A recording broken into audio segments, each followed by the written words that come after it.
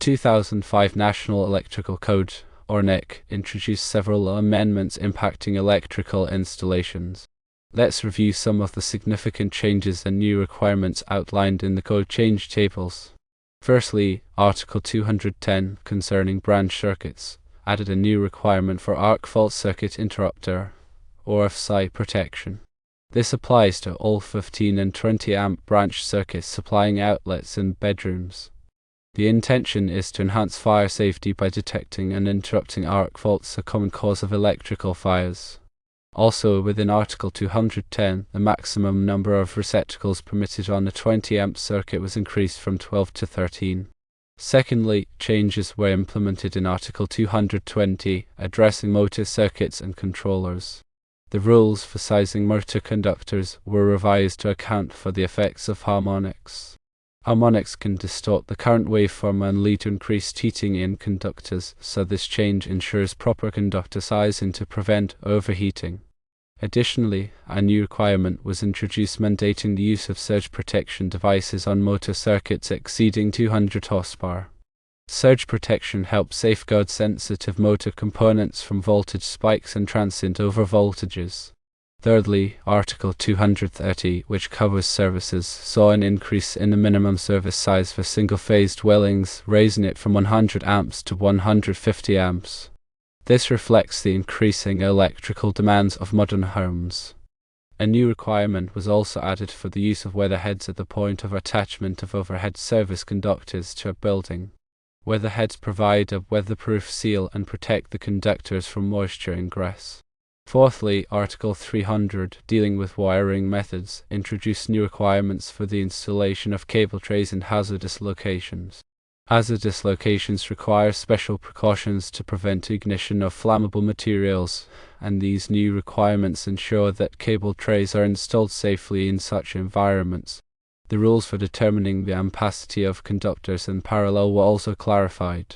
Proper ampacity calculations are crucial for ensuring that conductors can safely carry the intended current without overheating. Fifthly, Article 406, concerning receptacles, revised the rules for the installation of tamper-resistant receptacles in kitchens. Tamper-resistant receptacles help prevent children from inserting objects into the slots, reducing the risk of electrical shock. A new requirement was added mandating the use of ground fault circuit interrupter, or GFCI, protection for all outdoor receptacles. GFCIs detect ground faults and quickly interrupt the circuit, preventing potentially fatal electrical shocks. Sixthly, Article 501, which covers Class 1 locations, underwent revisions to the rules for the installation of electrical equipment in hazardous locations. Class 1 locations are those where flammable gases or vapors are present, and special precautions are necessary to prevent explosions. A new requirement was also added for the use of intrinsic safety barriers for certain types of electrical equipment in hazardous locations. Intrinsic safety barriers limit the energy available in a circuit, preventing ignition of flammable materials. The 2005 NEC also included other changes and revisions in Code Change Table 2. Firstly, Article 100, concerning definitions, saw a revision to the definition of bond to include the concept of grounding. This clarifies the relationship between bonding and grounding, which are both essential for electrical safety. Secondly, Article 215, which covers feeders, clarified the rules for determining the ampacity of feeders. Accurate ampacity calculations are essential for ensuring that feeders can safely carry the intended load. Thirdly, Article 250, addressing grounding, revised the rules for the grounding of service equipment. Proper grounding is crucial for providing a safe path for fault current to return to the source, minimizing the risk of electrical shock and equipment damage. Fourthly, Article 310, concerning conductors for general wiring, clarified the rules for the installation of aluminum conductors. Aluminum conductors have different properties than copper conductors, and these clarifications ensure that they are installed safely and effectively. Fifthly, Article 430, which covers motors, revised the table for motor overload protection. Motor overload protection is essential for preventing motors from overheating and failing. Sixthly, Article 513 concerning industrial control equipment for use with specific occupancies revised the rules for the installation of motor control equipment in hazardous locations. Hazardous locations require special precautions to prevent ignition of flammable materials, and these revisions ensure that motor control equipment is installed safely in such an environment. For example, considering Article 210's changes on branch circuits, let's elaborate. The introduction of a side protection for bedroom outlets signifies a proactive measure against electrical fires.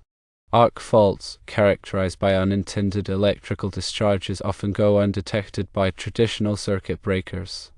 ASIs are designed to recognize these hazardous arcing conditions and promptly interrupt the circuit, mitigating the risk of fire ignition. This enhancement aligns with modern safety standards and underscores the importance of safeguarding sleeping areas where occupants are particularly vulnerable. Expanding on Article 220 and motor circuits, the revision of conductor sizing rules to account for harmonics is a critical refinement. Harmonics, which are distortions in the electrical waveform, can arise from nonlinear loads such as variable frequency drives and electronic equipment. These harmonics can lead to increased current flow in conductors, potentially causing overheating and premature failure. By factoring in harmonic content when sizing conductors, the 2005 NEC ensures that conductors are adequately rated to handle the additional stress imposed by harmonic currents, thus improving the reliability and longevity of motor circuits. The surge protection requirement for larger motors is there to protect against transient overvoltage events that can damage the motor's winding insulation. Delving further into Article 230 and service requirements, the increase in minimum service size for single-phase dwellings reflects the evolving energy demands of contemporary households. With the proliferation of electronic devices, appliances, and electric vehicle charging stations, residential electrical loads have steadily grown. By raising the minimum service capacity to 150 amps, the 2005 NEC accommodates these increased demands, ensuring that homes have sufficient electrical capacity to power their appliances and devices without overloading the service. Weatherheads are not just cosmetic pieces of hardware, but serve an important function. Examining Article 300 and wiring methods, the new requirements for cable tray installations in hazardous locations address specific safety concerns. Cable trays, which are used to support and route electrical cables, must be installed in a manner that minimizes the risk of ignition in environments where flammable gases or vapors are present. This includes considerations such as proper bonding, sealing, and ventilation to prevent the accumulation of explosive atmospheres. The clarification of ampacity rules for parallel conductors provides greater clarity and consistency in conductor sizing practices. When conductors are connected in parallel to increase current carrying capacity, it is essential to ensure that each conductor is properly sized and rated to handle its share of the load. Focusing on Article 406 and receptacle requirements, the revision of tamper-resistant receptacle rules in kitchens emphasizes child safety. Kitchens are often areas where children are present, and tamper-resistant receptacles provide an added layer of protection against electrical shock hazards. These receptacles feature internal shutters that prevent foreign objects from being inserted into the slots, reducing the risk of electrocution. The GFCI protection requirement for outdoor receptacles is a critical safety measure to prevent ground faults from causing electric shock. Outdoor receptacles are exposed to moisture and other environmental factors that can increase the risk of ground faults. GFCIs quickly detect these faults and interrupt the circuit, protecting individuals from potentially fatal electrical shocks. Analyzing Article 501 and Class 1 locations, the revisions to electrical equipment installation rules in hazardous locations address the unique challenges posed by these environments. Hazardous locations require specialized equipment and installation practices to prevent ignition of flammable substances. This includes considerations such as explosion-proof enclosures, intrinsically safe circuits, and proper ventilation to minimize the risk of fire or explosion. Intrinsic safety barriers limit the energy available in a circuit. Looking at other changes, the Article 100 bond definition makes grounding clearer for safer systems. Article 215's clarification on feeder ampacity contributes to more reliable electrical distribution. Similarly, Article 250's revised grounding rules ensure better protection against faults. Aluminum conductor rules in Article 310, motor protection tables in Article 430, and motor control equipment rules in Article 513 all work to improve electrical safety. In summary, the 2005 National Electrical Code amendments brought significant changes and new requirements across various aspects of electrical installations.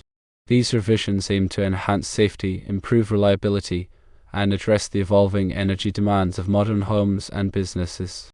It is important to consult the official code change tables published by the National Fire Protection Association, or NFPA, for a comprehensive understanding of all the changes.